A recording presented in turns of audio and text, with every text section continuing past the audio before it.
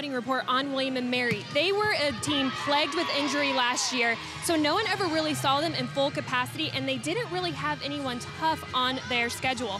But they have a very good recruiting class, one that was tabbed top 5 by prepvolleyball.com. So those freshmen are going to make an impact immediately. And like you said, Liberty has been on a roll at home, and they also have some newcomers on the floor tonight, like freshman redshirt Caroline Douglas. She has battled back from 2 ACL injuries to make her college debut last weekend, where she was named to the all-tournament team. So although this is a large roster for head coach Shane Pinder, it finally provides the depth and talent he's been looking for in certain positions. Let's talk about their not-so-common opponents right now. If anyone was keeping up with James Madison early on in the season, they would notice that their record wasn't looking too good. They were 1-5. Blocking was out of control, 9 blocks on the night, which is an unbelievable night for any team. Caroline Douglas, Lauren Thomas, and Jade Craycraft getting involved. And like I said, they outblocked UNC Asheville 9-2. I mentioned earlier on, I think the home court advantage would be a factor with the Lady Flames sweeping them, and it definitely was. You saw them come out in front of a great crowd. They had energy. They did not trail at any point that I can remember in all 3 sets. They had a little bit of a buffer, and you just saw that they were playing with a confidence that we haven't seen yet this year. Welcome back into the Vine Center for tonight's WNIT matchup. Here once again, Adam Deo and Elena Bangs.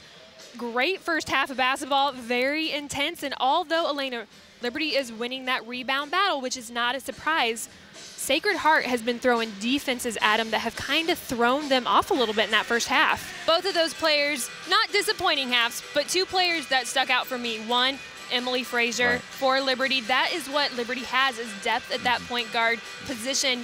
She came in, you saw the game change. What are your thoughts on her?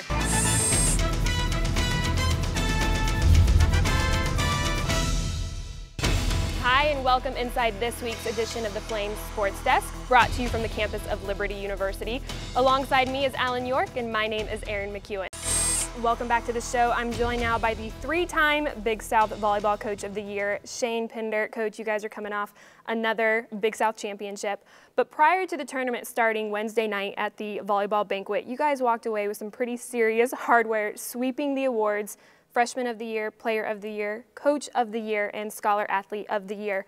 What is so unique and special about this group of girls? Redshirt freshman outside hitter Caroline Douglas doing something that no Big South athlete has done before in being named the Freshman of the Year and Player of the Year. Can you talk a little bit about her and the impact she has had on this team? The Lady Flames basketball team picked up 2 big wins this past weekend over Charleston Southern and Coastal Carolina. And here to talk about those wins is head women's basketball coach Carrie Green. Coach, huge defensive effort this past weekend. Just want to make sure I got the scores right. You beat Charleston Southern by 59 and Coastal by 28. What were the keys to your team's defense?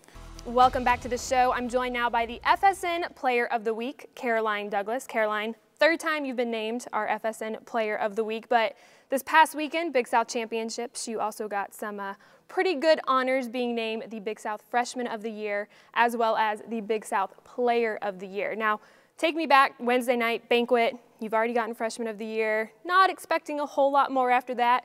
They named you Big South Player of the Year. What was going through your head? So Coach Pinder knows now what it takes to get girls mentally prepared, and that is shopping. Absolutely. That's what you're saying. Take us shopping. Absolutely. Let's head down to the field right now and check in with Erin. Thank you, Mike. All right, guys, tonight's matchup between Norfolk State and Liberty showcased 2 very talented quarterbacks. Paul, what are you expecting from Brian Hudson after his performance last weekend down at Wake Forest? Paul, you're just sitting over here. I'm just curious. I just want to know what is going on in your head. Not much. As usual. We knew that before, though. Well, one thing that stuck out to me with every home game so far this year is it seems that Liberty's coming out lethargic. They're not coming out with a sense of urgency and competing from the start of the half. I was talking with DJ earlier about how some of the freshmen have been making big plays when they count. Gardner Webb, DJ Abnar with that big run back that sparked the offense. Petey Peterson with his first touchdown pass. Talk a little bit about the freshmen and the impact that they've had when it's been needed. Paul, how crucial was that touchdown run by Brandon Apon with 5 minutes left, not only for this game, but almost for the season? Yeah, DJ, you saw the shift, too. I mean, the minute that touchdown happened, you saw that shift in Liberty's favor. Erin McKeown here at the special FSN halftime interview with former Speaker of the House, Mr. Newt Gingrich, and his beautiful wife, Calista. Thank you both so much for joining me today. Now, you guys are in the middle of a book tour, and you stopped by the Barnes & Noble bookstore here on campus earlier today. And Mr. Speaker, you're currently teaching a couple classes here at Liberty on exceptionalism. Can you talk a little bit about that? Sure, I'm very excited by the work we're doing. All right. Coconut? Yeah. Now this is going to help you find a boyfriend here, Erin. This is you make this. This is guaranteed. This is date stuff for you right here. Tonight, Jerry. All right. Just thought I'd pass that along. And we Don't just forget need to get get this those, recipe, okay? Yes, I will. Yeah, if you could email this recipe to me, that would be great. Yeah, I will. Tell me how it turns out, won't you? I'm talking about the pudding. Okay. Yeah. Okay, Tommy, here are the rules.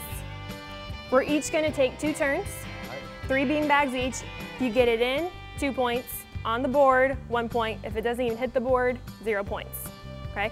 If I win, I'm taking your self-proclaimed champion and I'm giving it to myself. Right. If you win, you beat a girl. Nope, you beat a girl. So, all right, you ready to do this? Yeah, let's do it. All right, let's go. I was talking to Athletic Director Jeff Barber yesterday, and he mentioned how much you like to fish. You've been out to his house and you've gone fishing a couple times.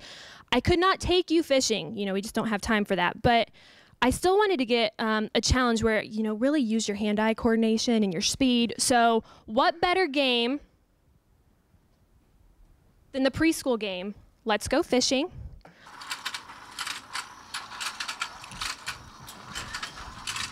There's no more yellowfish. I win 3-0. Erin McKeown here at the Liberty Mountain Snowflake Center, and behind me we have an unbelievable view of the Blue Ridge Mountains, Liberty University, and Williams Stadium. I'm joined now by senior All-American wide receiver Chris Summers. Chris, you played your last regular season game at Williams Stadium on Saturday against VMI. What were the emotions like for you as it was senior day? You were being escorted out on the field by your parents, and Coach Rocco was waiting there for you. Well, Jackie, what skill are you going to teach me today? I'm going to teach you how to be a goalkeeper. Yeah, no goals so far. You want another one? No. Okay. I'm hot.